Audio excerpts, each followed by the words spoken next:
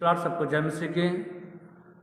आइए हम आपके बीच में प्रियो 2 मिनट दुआ में जाएंगे और आपके बीच में पश्चाताप के बारे में आज हम वचन को लेकर आएंगे। तो विश्वास करिएगा, इस वीडियो के अंत तक आप जरूर बने रहिएगा और आप इस वचन को सुनिएगा और प्रार्थना रिसीव करिएगा। कमेंट में अपनी राय जरूर लिखिएगा और मैं कमेंट को पढ़कर आपके लिए दुआ करता रहूँगा। सामर्थ्य पिता परमेश्वर दयालु प्रभु जी, हम धन्यवाद देते हैं स्वामी, आप दया करिए, आप महान प्रतापी परमेश्वर, राजाओं के राजा यीशु, हम आपका धन्यवाद देते हैं। ऊंचे विराजमान पिता के दाहिने बैठकर अपने बच्चों के लिए निरंतर प्रार्थना करने वाले प्रभु जी, हम आपका धन्यवाद देते हैं आज के सुंदर समय के लिए। प्रभु जी हम धन्यवाद देते हैं कि तूने हम सबके जीवन में इस समय को दिया प्रभु जी, कि हम सब मिलकर तेरी महिमा कर पाएँ। प्यारे प्रभु जी हम धन्यवाद देते हैं प्रभु जी, आज इस वीडियो के माध्यम से प्रभु जितने भाई बहन प्रभु जी वचन को सुने प्रभु जी और प्रार्थना को रिसीव करें पिता परमेश्वर, उनके जीवन में एक बड़ी आशीष और बरकत आए प्रभु जी। हम धन्यवाद देते हैं प्रभु जी, आज का वचन, आज की स्तुति प्रार्थना के द्वारा प्रभु जी इनके जीवन में परमेश्वर हर एक बंधन, हर एक श्राप यीशु मसीह के नाम में तोड़ने पाए प्रभु जी। पिता परमेश्वर आप दया करें प्रभु जी और मुझे वचन बोलने में प्रभु जी मेरी सहायता और मदद करें प्रभु जी, और वचन को सुनने वाले, प्रार्थना को रिसीव करने वाले को प्रभु जी एक बड़ी आशीष और बरकत को पाएं प्रभु जी। हम धन्यवाद के साथ प्रार्थना करते हैं, पवित्र आत्मा तो हमारे साथ, हमारे सहयोगी बनकर हमारी मदद करें। यीशु मसीह के नाम में प्रार्थना को मांगते हैं पिता, सुने हमारी प्रार्थना को बड़ी दया से कबूल करें, आमीन। तो प्रियो आज की इस नए वीडियो में आपका स्वागत हम करते हैं और मैं विश्वास के साथ जो वचन बोलता हूँ और विश्वास भी करता हूँ कि आप लोग जरूर इस वचन को सुनते भी हैं और प्रार्थना को रिसीव भी करते हैं। जो कमेंट में अपनी राय लिख रहे हैं विशेष करके हम उनके लिए प्रार्थना करेंगे। उसके बाद जैसे हम वचन में आते हैं कि पश्चाताप किसे कहते हैं, पश्चाताप क्या है, पश्चाताप करने से हमें मिलेगा क्या, आज मैं आपको बताऊंगा। हमारा संबंध हमारे परमेश्वर से कैसे होना चाहिए, हम उससे अपना संबंध किस तरीक़े से जोड़ें, तो आज हम इस सारी बातों को आपके बीच में लेकर आएंगे। आप वीडियो में अंत तक जरूर बने रहिएगा और वीडियो को जरूर देखिएगा और वचन को जरूर लिखिएगा, पढ़िएगा और प्रार्थना को रिसीव करिएगा, कमेंट में अपनी राय लिखिएगा। तो जैसे हम बताना चाहेंगे पश्चाताप कैसे करें, यहाँ पर हम देखते हैं लिखा है 2 तीमुथियुस 2:25 में लिखा है, तब तो परमेश्वर ने अन्य जातियों को भी जीवन के लिए मन फिराव का अवसर दिया।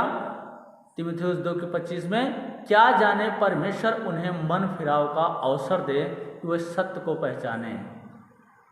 प्रियो आज हम सत्य से विहीन हैं, आज हम सत्य को नहीं जानते हैं कि सही क्या है और गलत क्या है। अगर जिस दिन हमें इसकी पहचान हो जाएगी, हम पाप में जो डूब रहे हैं, पाप में जो चल रहे हैं, परमेश्वर हमें उस पाप के दुनिया से अलग करना चाहता है, उस समस्या से हमें बाहर निकालना चाहता है, वो हमसे प्रेम करना चाहता है। क्यों आज जैसे एक संसारिक माता पिता होते हैं तो क्या करते हैं, अपने बच्चों को गलत डिसीजन नहीं देते, गलत शिक्षा नहीं देते हैं, क्योंकि उसी तरीक़े से आज हमारा परमेश्वर हमें भी गलत डिसीजन नहीं देना चाहता है और इस शुभ संदेश के द्वारा वो हमारे जीवन को बदलना चाहता है, हमें पाप की दुनिया से अलग करना चाहता है। तो आज इसलिए मन फिराव का हमें अवसर दे रहा है कि अभी भी वचन में लिखा यूहन्ना 8:31 में, सत्य को जानोगे और सत्य तुम्हें आज़ाद कर देगा, स्वतंत्र कर देगा। इसलिए आज हमें सही चीज़ को जानने की ज़रूरत है और अपने पापों से पश्चाताप करने की ज़रूरत है। और हम देखते हैं पश्चाताप है क्या चीज़। पश्चाताप में जैसे गलतियों 5 लिखा गया है, अर्थात शरीर के काम प्रकट है, अर्थात व्यभिचार, गंदा काम, लुचपन, मूर्ति पूजा, टोना, बैर, झगड़ा, ईर्ष्या, जलन, नशापत्ती, ये तमाम प्रकार की चीज़ें जो है हमारे शरीर में प्रवेश कर चुके हैं। प्रियो आज हमें इस वचन को सुन करके, आज इस वचनों के द्वारा हमें अध्ययन करना है कि क्या सचमुच हमारे जीवन में पाप हमारे जीवन में बसा हुआ है। इसलिए आज हम पाप से छुटकारा किस रीति से पाएं, हम इसको छोड़ें तो कैसे छोड़ें, आज ये वचन आपको सिखाएगा कि हम उसको कैसे छोड़ें। क्योंकि यहाँ पे लिखा गया है कि जब लोग शुभ संदेश को सुनते हैं और पवित्र आत्मा उनको अपने पापों के प्रति कायल करता है, जब हम इस बात को देखते हैं कि सचमुच मेरे जीवन में ये बातें हैं, नशाखोरी की आत्मा मेरे जीवन में है, व्यभिचार की आत्मा मेरे जीवन में है, झूठ बोलने की आत्मा मेरे जीवन में है, चोरी करने की आत्मा मेरे जीवन में है, तो प्रियो इससे आपको परमेश्वर आपसे दूर खड़ा रहता है, वो आपको देना नहीं चाहता है। क्योंकि अगर जब वो आपको देगा तो आप उसको लुचपन में बदल डालेंगे, तमाम प्रकार की गलत चीज़ों में लगा देंगे। आज देख सकते हैं, आज कोई भी व्यक्ति जब देर भर कमाता है तो शाम को वो अपना जीवन दाख रस पी करके मतवालापन हो जाता है, उससे लुचपन करता है। अब उसके घर वाले, उसके परिवार वाले बहुत तंग हो जाते हैं। इसलिए परमेश्वर हमें एक मन फिराव का अवसर दे रहा है कि आज हम उस लुचपन को जो करते हैं एक नशे में होकर के, उससे आज हमें परमेश्वर छुड़ाना चाहता है। और छूटेंगे कैसे? क्योंकि लिखा है कि जब लोग शुभ संदेश को सुनते हैं तब उनको पवित्र आत्मा उनको अपने पापों के प्रति कायल करता है कि मैं तो यार बड़ा गलत काम करता हूँ। सही बात है कि हमें गलत काम नहीं करना चाहिए, क्योंकि जो हृदय में पश्चाताप करने की तीव्रता इच्छा उत्पन्न होती है, उसी प्रकार से योना ने क्या किया था, परमेश्वर की दृष्टि में उस न्यूने नगर को भेजा और न्यूना नगर परमेश्वर की दृष्टि में गलत हो गया था। बुरे लोग हो गए थे, वहाँ के उपद्रवी लोग हो गए, एक दूसरे से मारपीट करने वाले हो गए थे, नशाखोरी में अपना जीवन, व्यभिचार में अपना जीवन व्यतीत कर रहे थे। परमेश्वर ने कहा योना तुम्हें जाना होगा, वहाँ पे हमारे शुभ संदेश को बताना होगा, क्योंकि मैं ऐसे लोगों को देख करके बहुत दुखित हूँ।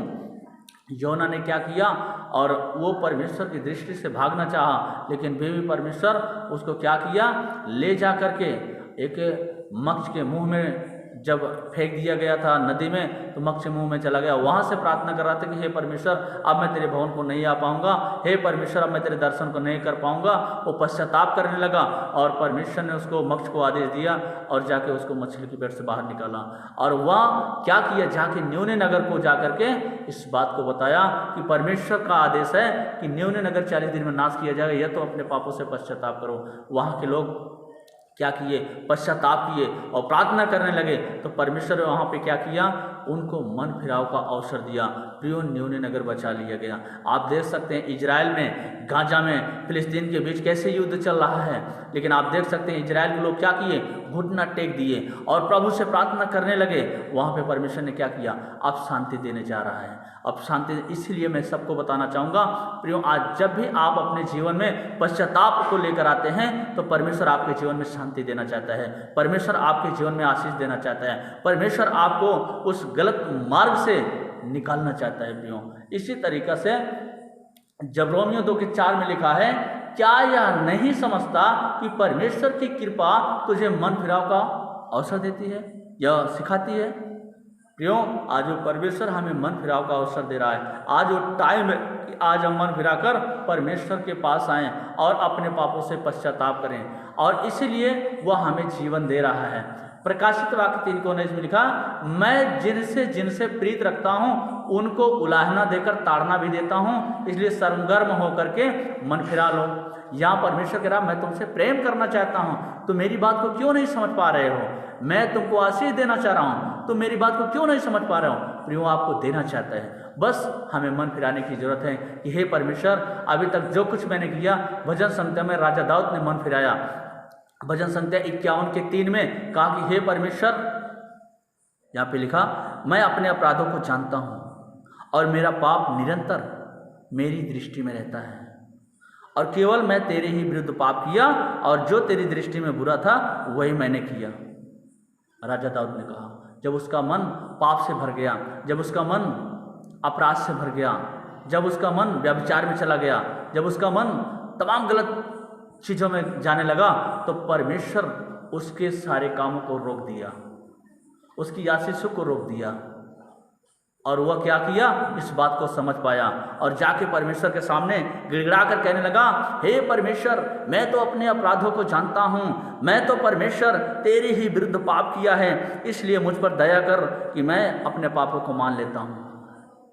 तब वो पश्चाताप कह के कहने लगा 51:10 और 11 में कि हे मेरे परमेश्वर, मेरे अंदर शुद्ध मन उत्पन्न कर, मेरा मन अशुद्ध हो चुका है, मेरे अंदर पाप की आत्मा काम कर रही है। प्रभु, मैं प्रार्थना कर रहा हूँ, मुझे शुद्ध मन दे, अशुद्ध आत्मा निकाल दे।